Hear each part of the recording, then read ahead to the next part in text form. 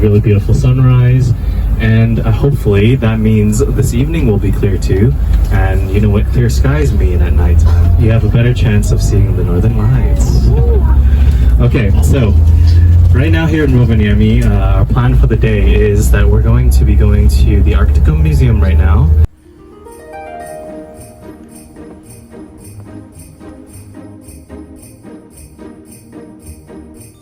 Moi, eli olen nyt Rovaniemellä. Tää on mun eka kerta Rovaniemellä talvella.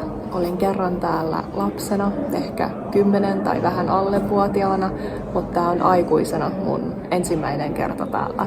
Eli tervetuloa mun Rovaniemi-vlogiin. On nyt täällä Arcticum-museossa. Eli siis lennettiin tänne Rovaniemelle aamulla, sitten mentiin tämmöisellä business-taksilla lentokentältä Ostariin. Siellä ostoskeskuksessa meillä oli aamukahvit, sitten ostettiin ruokaa näille seuraaville 2 viikolle. Tavattiin se ryhmäbussi, missä oli kaikki nämä opiskelijat, jotka oli lähtenyt eilen illalla Helsingistä bussilla tänne. Liityttiin siis heidän seuraan ja bussilla tultiin tänne museoon. Joo, kierrellään täällä vähän. Kävellään vähän tämän museon ympäri ja katsotaan mitä täällä on. Ekassa näyttelyssä käytiin läpi maantiedettä, eli missä arktisen alueen raja kulkee ja mitä se tarkoittaa esimerkiksi valoisuuden kannalta. Kesällä täällä on yöttömiä öitä ja talvella kaamosta. Seuraavalla alueella kerrottiin eläimistä, jotka pystyvät elämään näin pohjoisessa. Esimerkiksi jääkarhuista, joka ei kuitenkaan asu Suomessa, sekä hirvestä. Näettekö te ton hirven koon? Se on ihan massiivinen. Siis kun mä seison tässä. Se on niin iso. Tuolla se on mun takana. Oh, jättiläinen! Siellä kerrottiin myös ihmisistä, jotka asuvat pohjoisella pallonpuoliskolla ja siitä, miten he ovat selviytyneet näissä olosuhteissa. Kielistäkin puhuttiin vähän ja tässä näkyy esimerkiksi se, että suomen sana kiitos on pohjoissaameksi kiitu. Alakerrassa oli näyttely Lapin ja Rovaniemen historiasta sekä saamelaiskulttuurista.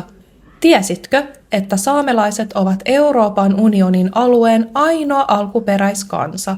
He asuvat usean valtion alueella, Norjassa, Ruotsissa, Suomessa ja Venäjällä, ja tätä aluetta kutsutaan Saamen maaksi, eli Sápmiksi.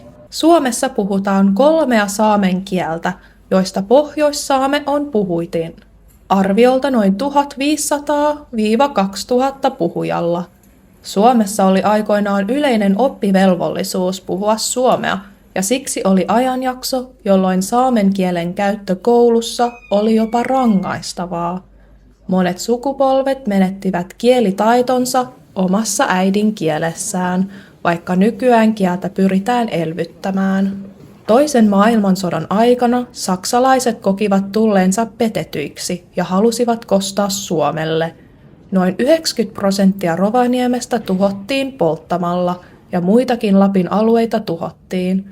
Saksalaiset asettivat maaperään noin 1,3 miljoonaa räjähdettä. Tämän lisäksi Suomi joutui maksamaan suuret sotakorvaukset Neuvostoliitolle ja luovuttamaan yli 10% maa-alastaan. Noin 450 000 evakkoa piti asettua muualle Suomeen. Alvar Aalto oli yksi arkkitehdeistä, joka tuli Rovaniemelle johtamaan jälleen rakentamista ja suunnitteli uuden asemakaavan.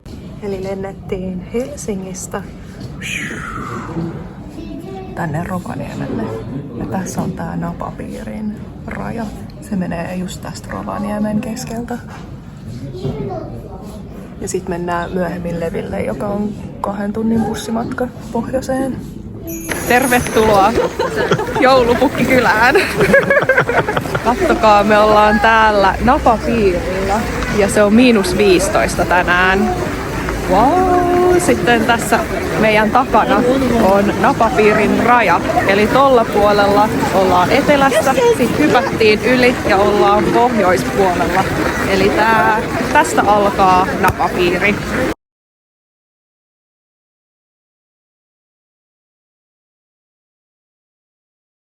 Okei, jos huomaatte mun takana, aurinko laskee ja se ei ole edes vielä kello 2. Eli täällä Rovaniemellä, no nyt on marraskuun lopussa, niin nyt aurinko jo laskee tosi nopeasti, mutta ollaan täällä Santa Claus-alueella. Täällä voi kävellä ihan vapaasti. Tää on ilmainen sisäänpääsy. Tuolla näkyy yksi poro. Ja mennään seuraavana kahvilaan vähän lämmittelee, kun tänään on tosiaan kylmä päivä.